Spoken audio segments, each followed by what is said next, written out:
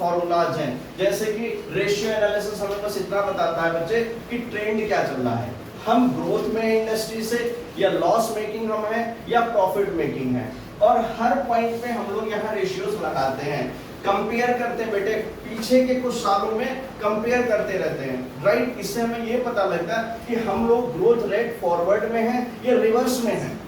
ऐसा तो नहीं हम लोग पीछे से पीछे जा रहे हैं, हम लोग आगे बढ़ते रहें, ठीक। इंडस्ट्री से हम लोग ऊपर की ओर है, ग्रोथ अपवर्ड कर रहे हैं कि डाउनवर्ड हम लोग कर रहे हैं। इसके लिए बेटे कुछ फॉर्मूले बताए गए हैं और उन फॉर्मूलाज को कुछ ऐसे बांटा गया है। मैंने पहला बेटे प्रॉफिटेबिलिटी रेशियो, प्रॉफिटेबिलिटी, हाँ जी, प्रॉफिटेबिलिटी रेशियो। दूसरा आपका लिक्विडिटी रेशियो, लिक्विडिटी रेशियो, हाँ जी। तीसरा आपका एक्टिविटी रेशियो, एंड फोर्थ आपका है सॉल्वेंसी रेशियो। देखिए एक वैसे हम आपको बता दें, सॉल्वेंसी रेशियो एंड लिक्विडिटी ये एक पार्ट है, लेकिन आपको बस हमने ये बाइफरकेट इसलिए किया है, यहाँ पे जो रेशियो आपको बताएंगे वो लॉन्ग टर्म सॉल्वेंसी को रिप्रेजेंट करेंगे, और यहाँ पे जो रेशियो बताएंगे लिक्विडिटी, ये शॉर्ट टर्म सॉल्वेंसी को रिप्रेजेंट करेंगे, गोइंग कंसर्न को रिप्रेजेंट करेंगे। और ये आपकी कंपनी के जितने प्रॉफिटेबिलिटी रेशियो, जिस टाइप से हम कंपनी को प्रॉफिट मेकिंग या प्रॉफिट रेशियो निकाल सकते हैं, वो सारे फॉर्मूलाज यहाँ पे लगेंगे। जैसे मैंने कहा पहला आपका निकलता है बेटे जीपी रेशियो, नाम सुना होगा, gross profit into 100 upon sale, right, यानी ये सेल पे निकलते हैं। दूसरा एक रेशियो, ये पहला। सेकेंड रेशियो बेटे है आपका net profit ratio, net profit, ये net profit as per statement of P&L account into 100 upon sale, sale बेटे trading account, right. Then third ratio आपका ऑपरेटिंग प्रॉफिट रेशियो,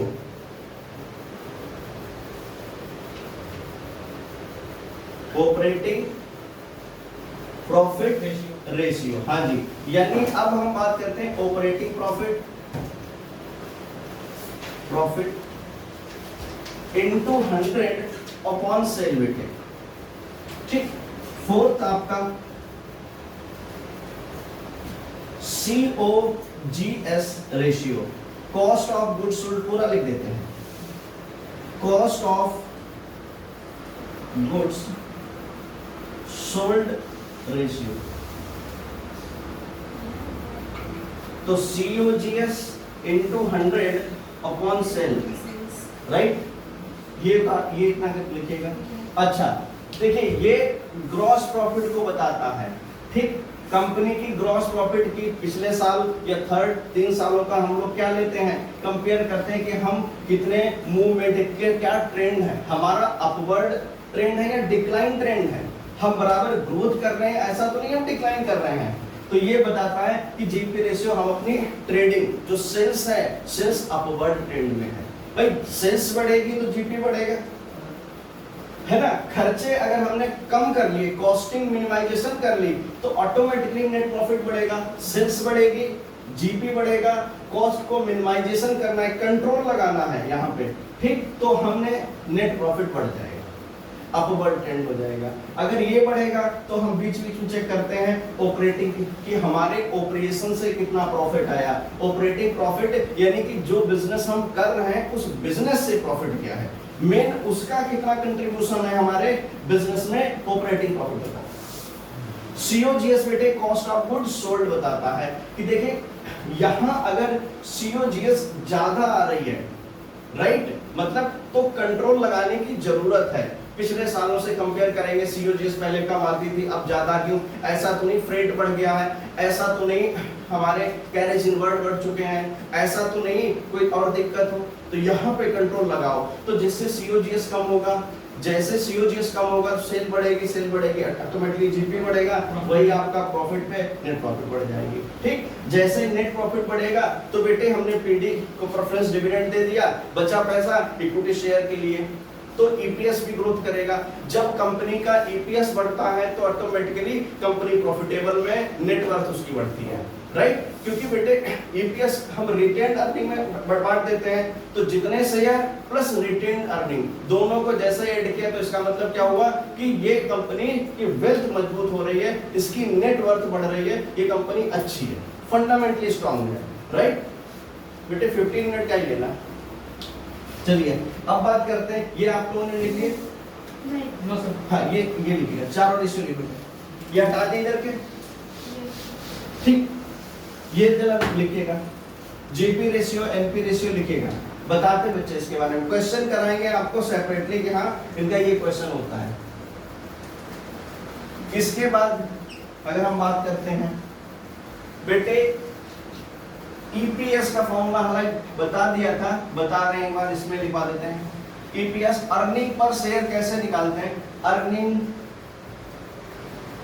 अवेलेबल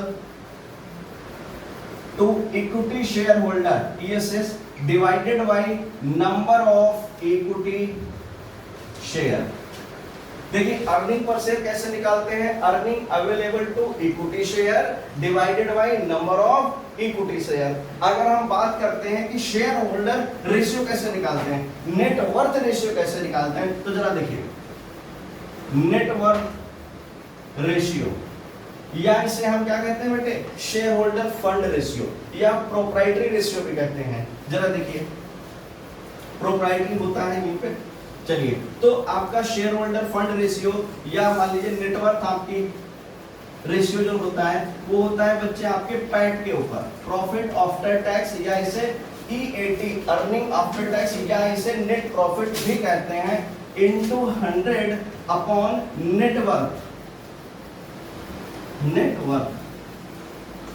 ठीक, इसके बाद बेटे एक और फॉर्मूला था ROCE, ठीक, रिटर्न ऑन कैपिटल एम्प्लॉयड। तो कैपिटल एम्प्लॉयड मैंने आपको बताया कैसे निकलता है, इक्विटी शेयर होल्डर, ठीक, plus retained earning minus 50 TS या मिसलेनियस असेट, या ये आपका है इक्विटी शेयर होल्डर कैपिटल लिख रहा था, इसमें जैसे प्रेफरेंस शेयर को ऐड कर देते हैं तो हमारा ये इक्विटी बन जाता है, या इसे प्रोप्राइटरी फंड कहते हैं या इसे नेटवर्थ भी कहते हैं, ऐसे बताया था ना।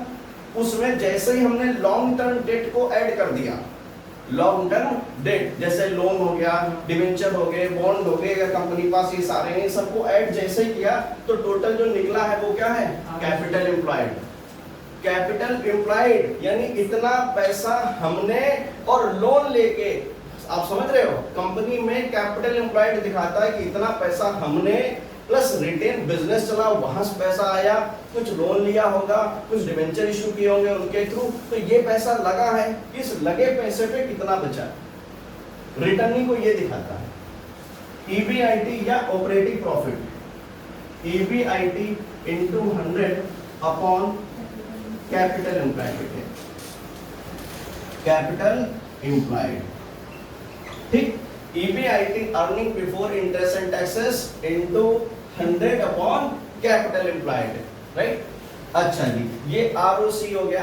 एक बेटे ROE होता है,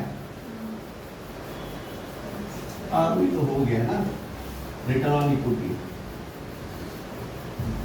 ऑपरेटिंग रेशियो बेटे, ऑपरेटिंग रेशियो एक होता है। ऑपरेटिंग रेशियो क्या होता है, operating expense plus COGS into 100 upon sale. ये आपके रेशियो कुछ होते हैं प्रॉफिटेबिलिटी रेशियो के अंदर आते हैं, राइट। ये आप सारे लोग अभी करेंगे, इनके बारे में सेपरेट हम लोग क्वेश्चन करेंगे क्लास में, ठीक, इनका मतलब क्या है ये भी अंदर समझेंगे। हाँ जी, ये पहले आप लिख, इधर क्या आपने लिखे, एक दो लिख ले इधर के, चलिए प्रॉफिटेबिलिटी रेशियो में लिखा हुआ है, इतना लिख लिया होगा सबने? हाँ जी, इसके बाद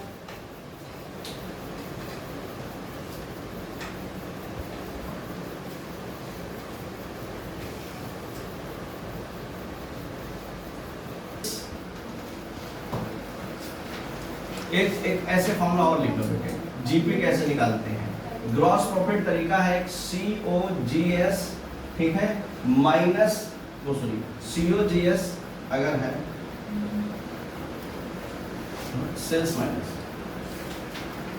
माइनस COGS, ये हमारा जीपी निकल आता है।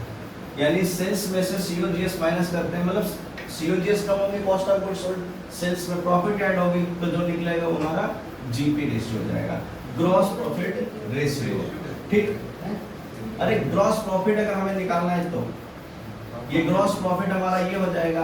अब इससे हम ग्रॉस प्रॉफिट रेशियो निकाल लेंगे, सेल्स हमें पता होगी, राइट, अगर ग्रॉस प्रॉफिट नहीं पता है।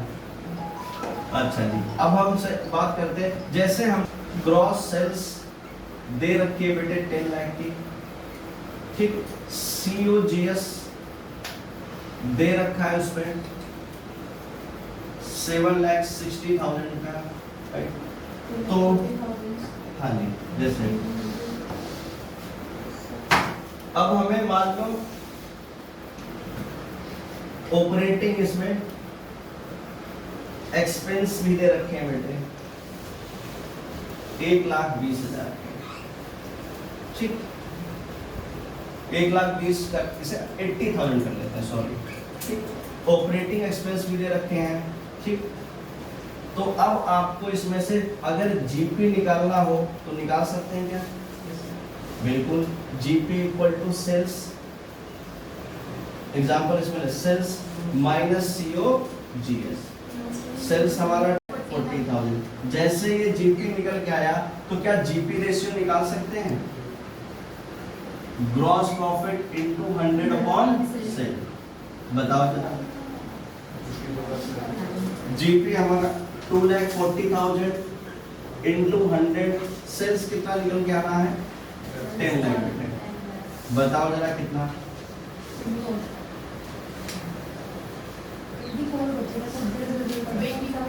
24%, 24